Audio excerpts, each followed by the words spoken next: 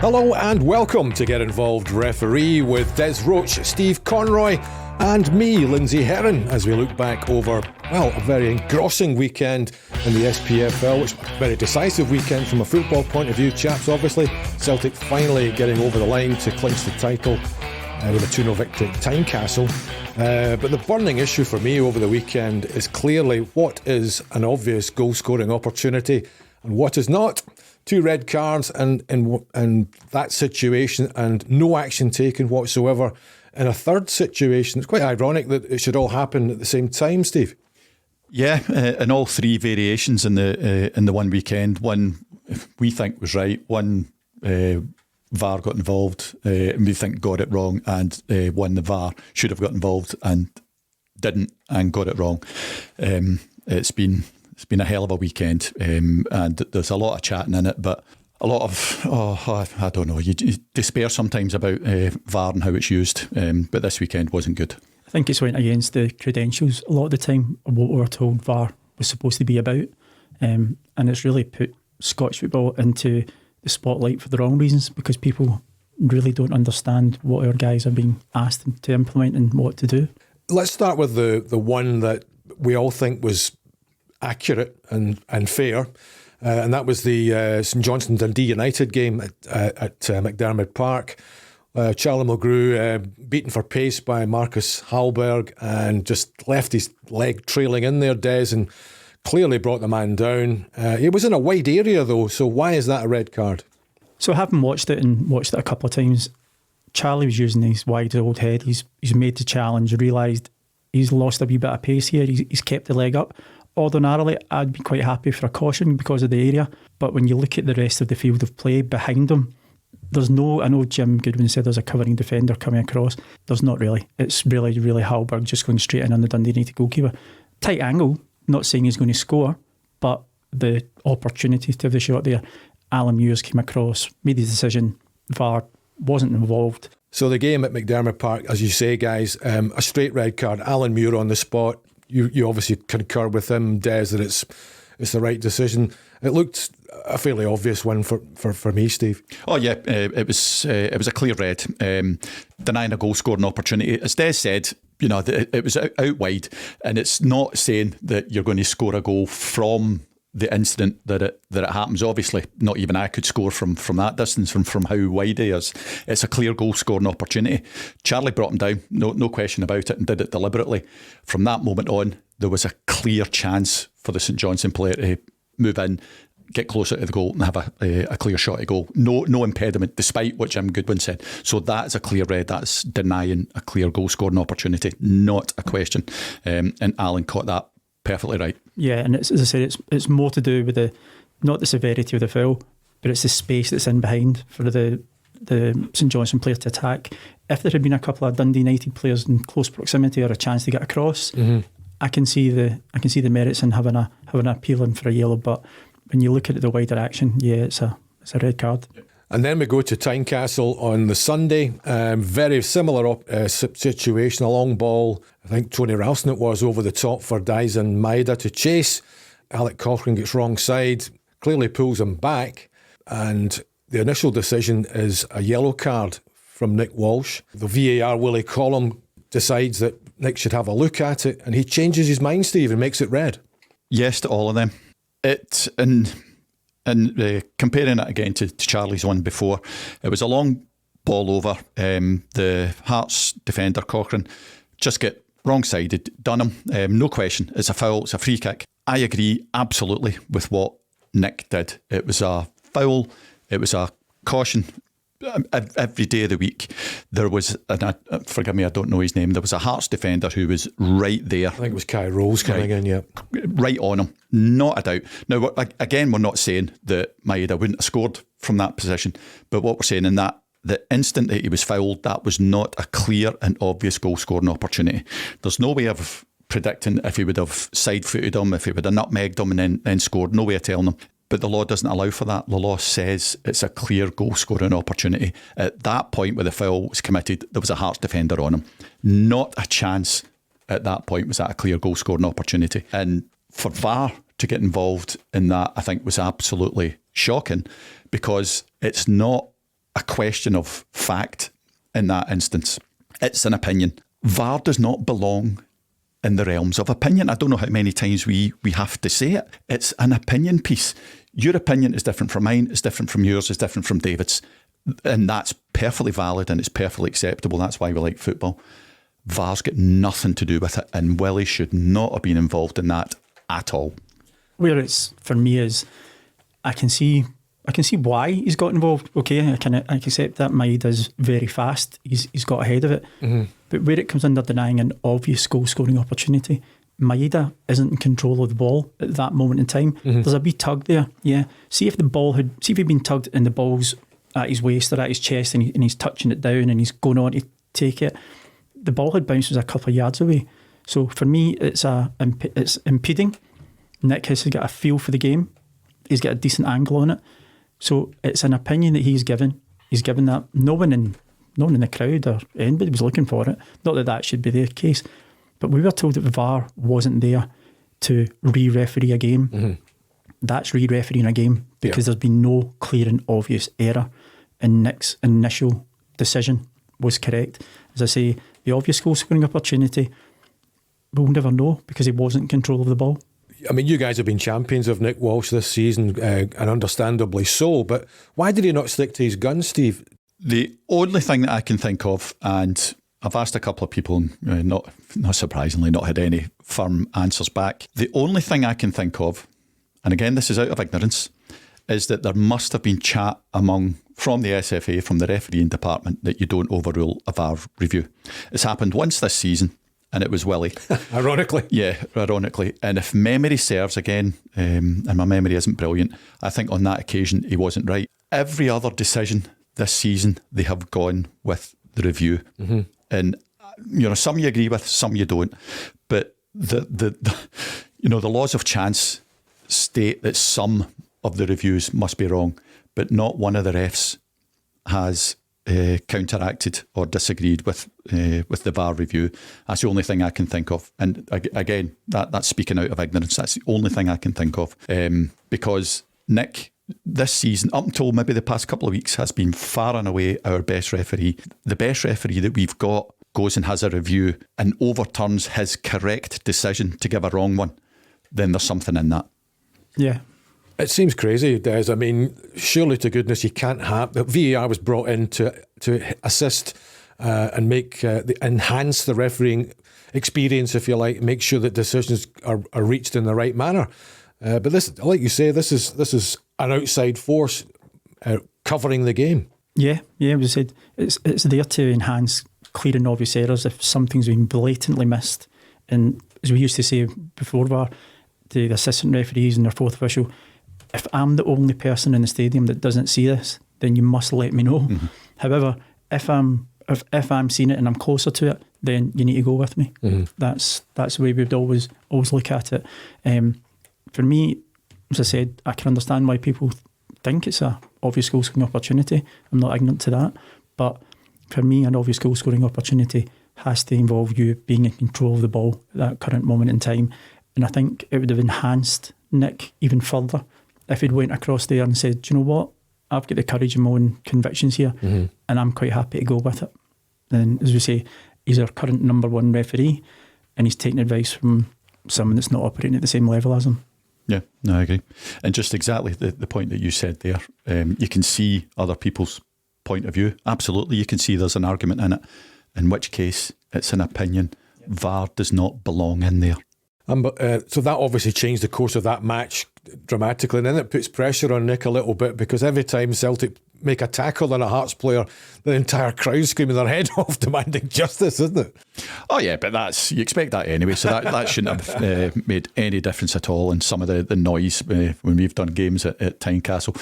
Although it's much smaller than Celtic Park and Ibrox, what a noise you get in there. So that shouldn't have affected Nick. No, absolutely. In the lead up to it as well, Nick was letting a lot go, letting a lot of robust challenges go, quite rightly, and he was letting the game flow. He was letting both teams get at it. He understood. And this again, we go back to this opinion. He's got the heat of the game. He's got the feel of the game. We used to always get told, you've got to have a feel for the game, and he certainly did. So why he's overturned his own decision, I find it quite strange. Yeah, I don't get absolutely. it. And then our third example, or if you like, non-example of the way a goal-scoring opportunity should be applied, happened at Ibrox a few half an hour later, if you like. Aberdeen down at playing Rangers. Again, a long ball over the top. Connor Goldson's caught wrong side. Luis Lopez, a.k.a. Duke, wins the ball and seems to be grappled back by Goldson. It looked like a foul to me. It seems to continue into the box as well, guys, but then Duke gets the ball back and play on. Was the call in that particular match, and you wonder why. Again, we've had all three possible scenarios in this one. What I will say in this one, and it's not sitting on the fence, this one wasn't John Beaton's fault. John Beaton was in the exactly correct position when Rangers were attacking. Exactly the correct position. And I can't remember who it was. The Aberdeen player lobbed the ball, a straight punt up into the other side. John, from that moment on, John wasn't in. Unless he's Usain Bolt, he's not going to get there. Yeah, he's not the decision maker then. And the pre-match instruction from the referee to the assistant, that will be covered, and the exact scenario, when I'm away back there and it's in front of you, you're in charge. Yeah. So at that moment, that's the call of the assistant referee. You said he appeared to pull him back. There's no doubt he pulled him back. He rugby tackled him. That wouldn't have got him. You've been kind of had Greco-Roman wrestling. Well, I was going to say that it wouldn't have gone amiss at Scotsman on Friday night, and the Warriors could have done with a decent tackle. What also should have been happening there, when that ball gets hit at such pace, and John, as you say in the pre-match, you would say, right, over to you, there should be communication in that whole run, saying, talk to me, he's holding him, outside, inside, penalty. There should be communication going through at that moment in time. Absolutely. As they're coming together. And John, it's been that long since I can't remember if he did, but certainly in our day, the minute that ball gets pumped up there, then John's shouting, that's your call. Your call. Right. So that John is blameless in that. All right, he's in charge of the ultimate decision, but he can't make a decision from where he is. Golson fouled him. There's no question at all. Now, if that had been down at the corner flag in the same scenario, the people would have been going, should he have been yellow carded for that? Possibly. But where that was in the vicinity of the penalty area with no defender covering in behind Golson, no matter what some people might have said, that Rangers player who was coming in was not going to get him. Is that a clear goal scoring opportunity from when he turned him? But the other one from that was that inside the penalty area. Yeah. So you've got two possible VAR criteria met there, and nothing happened. So Stephen Kirkland's the VAR, Des. So why has he not urged John Beaton to have a look at that? Stephen Kirkland's the only person that can answer that question for us. If it was me on the pitch, I'd be extremely disappointed when I went in after the match, and I've seen that as an instant and thinking, why haven't you told me this? Why haven't you told me this? Because that is a major match incident. That's a potential minimum card yellow. At that time, score was still 0-0. Aberdeen, if they get a penalty, they're straight in there. They're straight in there. They're battling for everything they can. I think the officials had to work as a better team unit there. And we're not here to give officials a hard time. We're here to back them up and try and give an explanation of how they reach those decisions. But to me, that was a clear and obvious a discussion is needed here. Yeah. No, absolutely. On the two fronts, a possible penalty, possible red card, that needs to go for a review. And again, I'm saying it, and although it's up to John eventually, he's been guided by the assistant and by VAR. John can't make that decision. And that's not absolving John of anything. He was in the exactly correct position for the phase of play. See, if John had given that as a penalty on his own, there's no credibility in that decision. It would have looked ridiculous. So John has done the right thing and allowed, and remember, it's a team of officials, so he's relying on his teammates to make that decision for him, or at least help him get to that decision. If the assistant referee can't get involved, then the VAR has to get involved and say, I think you need to have a look. We've always said, don't change opinions, change facts. So VAR's there for facts. Now, we spoke about it at the Celtic game. This is the Rangers game. There was a fact. If everybody in the stadium could see it was a foul. So, I mean, why is the fourth official not seeing? Is it a penalty, Steve? Yes, I think so. Yes. So that's a complete mistake there by the officials that are supposed to help out John Beaton. And this is a great... What we will say, we're talking about VAR getting involved in the foul. It's not the foul that VAR's involved in, it's the potential consequences. Yep. If that happens in the middle of the field and people think, oh, he's got 30 yards to run, but there's people around him, VAR doesn't get involved in fouls. And that's why I'm saying if it's down in the corner and the same scenario happens, is it a foul, is it not? Don't care. It's nothing to do with VAR. But because of where it was. But at Tynecastle, it got involved in a foul. Oh, no, and that's what it's not there for. And it's wrong. Yep. Again, we keep saying it, but is this not the ideal opportunity for the SFA to come out and explain why this decision was not reached or even apologise to Aberdeen? I don't know if you've seen the compelling footage of Barry Robson's post-match interview at Ibrox. It was quite extraordinary. It didn't last very long, but he was basically questioning whether the VAR was actually covering the match because such was his incredulity that a decision didn't go his team's way. Yeah, and I think in this instance he's right, maybe being a bit facetious about it, but the sentiment is right. Is it time to come out? I don't think the SFA should be coming out, and forgive me, I can't remember the name of the assistant in that instance. It's not to come out and slaughter him. It's to come out and explain what happened. And we're all human. We've all made mistakes. So you come out and say, look, our guy got it wrong. Fair enough. Again, it doesn't help Barry Robson. But if you come out and say, we made a mistake and it was an honest mistake, then fair enough.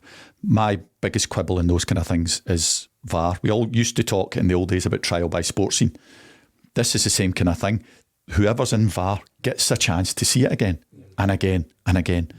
And I for the life of me, I don't understand how we can watch it over and over and get it wrong unless they're not getting the proper pictures. Don't know. Presumably then those in power would look at these mistakes and would have to take action for the inaction, if you like. Well, we're getting to this point of the season, there's not many games left, and I don't know how many referees are available at this moment in time, but it's got to be the ultimate people in charge of the Scottish FA. They've got to be the ones that are getting through, said it again, the proper education, the proper application, and what are they telling the guys, what are they expecting from them. This has just been a weekend that's just highlighted the inadequacies of VAR for me, unfortunately. But like Steve saying, you won't ever get the SFA coming out making statements because it'll be apology after apology, and it'll be, oh, we didn't get it right because of this, or we didn't get it right because of that, and it makes them look bad. So they will never ever. And again, if they come out and run through something, and we go, okay, right, so that won't happen again. It is going to happen again. It will happen 4 weeks down the line, and we'll get a manager saying, well, you told us that week 10 and then it happened again week 14. We've said right from the very beginning, and people can look back as long as they want. VAR has been running for 3 years, 4 years. There will always be mistakes because when you involve humans make mistakes. Our VAR is mistake every single week, every week. You bring that back to the very beginning when the staggering decision to introduce VAR midway through a season. It was absolutely inevitable and missed. But it's a new player. Oh, You're not going to that was the last time we heard player. anything from them. Mr. Maxwell himself predicted that it was going to be chaos. If the ultimate guy who's signing off everything knows that it's going to be chaos, then the whole point, everything that we've talked about, every single mistake goes back to the point where they sign it off, knowing that it's going to lead to chaos. So they must know that our guys were not fully prepared at that point. I wrote it down somewhere. Trust the SFA to be 5 years late and still rush it. It goes right back to the very beginning. So although we've disagreed with a lot of our colleagues here, the blame lies absolutely and wholly with the SFA. Interesting comments from one of your former colleagues, Bobby Madden, who has announced his retirement from the game after a short spell in English football, just covering League One and League Two matches. I think he was citing family reasons and business commitments. I think his own athleticism. He's talking about doing a triathlon or something. Good for him. Very fit man, clearly. But he was talking in the last week or so to another outlet, and he was basically calling for the SFA to release the audio conversation between a VAR and a referee to highlight how they came to a certain decision. You on board with that, Steve? Nope. Would have to be very, very redacted. For the same reason that I don't think our referees will ever be mic'd up during a game, because you can hear too much of the industrial discussions that go on between players and managers and refs. By the same token, I don't want, not that I've got anything to hide, but if I'm having a discussion, a full and frank discussion with Des leading up to a decision, then it's not necessarily appropriate that everybody hears every single word that's used. Absolutely, the whole point of the discussion, don't mind publicising that, but they don't want to hear the choice of words that I might use. I don't think the choice of words would be terribly bad. What I wouldn't want them doing is, if they were going to do it, they could only say, bullet point and say, VAR was asked to look at incident A, it was looked at 4 times and it was decided this was the outcome. Yeah. So I could maybe see that, possibly, but having live or recorded audio made available now. We've seen Andy Walker made comments in here a couple of weeks ago regarding the access that Sky had and what he could hear as a conversation. Mm-hmm. Well, we've seen that go down like a lead balloon, didn't we? And the ramifications that Sky were potentially going to come from that. So I don't think we'll ever get to the day that you're going to hear the live audio link of Steve talking to me saying, right, what's happening? This is blah, blah, blah, blah, blah. Fine. I could only ever see it as a transcript potentially, but not anything that's recorded. No, nobody wants to hear the fact, and it could come to the exact same thing where you ask, or say I'm reviewing something, and the tenet of the discussion is that, sorry Des, I'm not able to help you, I don't have an adequate view.